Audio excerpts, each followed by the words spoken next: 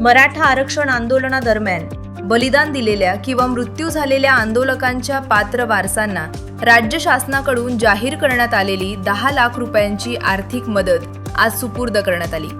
लोहा तालुक्यात आयोजित कार्यक्रमात आमदार प्रताप पाटील चिखलीकर यांच्या हस्ते लोंढे सांगवी येथील उद्धव शिवाजी लोंढे, वाका येथील आबाजी गोविंदराव हंबर्डे आणि धनज येथील रुपेश बळवंत ताटे यांच्या वारसांना प्रत्येकी 10 लाख रुपयांचे धनादेश देण्यात आले। यावेळी बोलताना आमदार प्रताप पाटील चिखलीकर यांनी सांगितले की पीडित कुटुंबियांना आर्थिक मदत आणि सरकारी नोकरी मिळावी यासाठी शासनाकडे सातत्यानं पाठपुरावा करण्यात आला होता। त्या प्रयत्नांना यश मिळाल्यानं शासनानं ही मदत मंजूर केली आहे। तसेच मराठा समाजानं आरक्षणाची लढाई शांततेच्या आणि संयमाच्या मार्गाने लढावी, कोणत्याही परिस्थितीत टोकाचं पाऊल उचलू नये असं आवाहनही त्यांनी केले।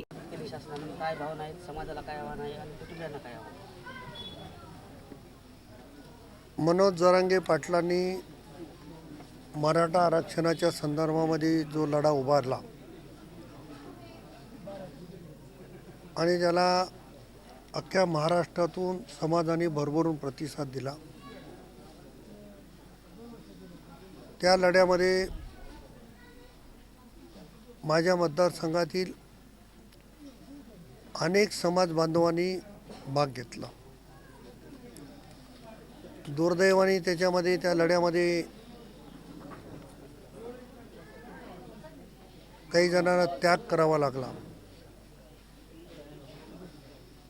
आणि अन्य लोकांना जी शासनानं मदत जाहीर केली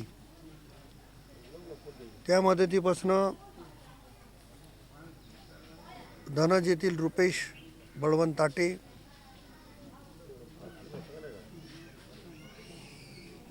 वाक्याचे आबाजी गोविंदराव हंबर्डे आणि लोंढे सांगवीचे उद्धव लोंढे या 3 तरुणांचाही दुर्दैवी मृत्यू झाला आणि मदतीपासून हे तिन्ही कुटुंब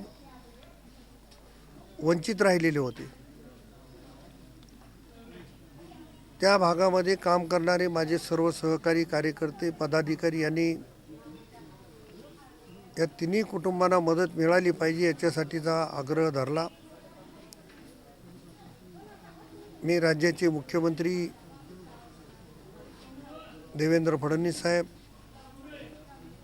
उपमुख्यमंत्री स्वर्गीय अजितदादा पवार साहेब आणि मराठा आरक्षण समितीचे उपसमितीचे अध्यक्ष विखे पाटील साहेब यांच्याकडे आग्रह धरला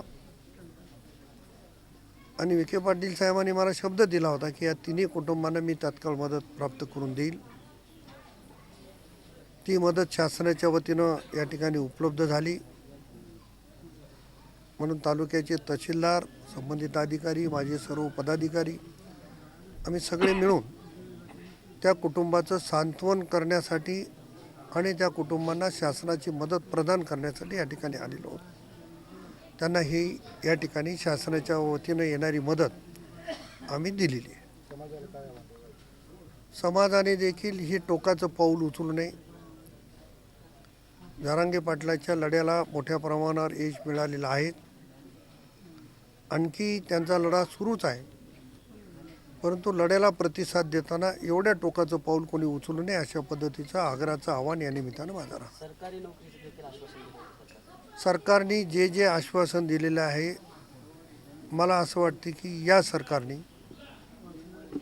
ते पूर्ण करण्याचा प्रयत्न केलेला आहे। जर राहिला असेल तर त्याच्यासाठी माझा देखील पाठपुरावा निश्चितपणे राहणार आहे।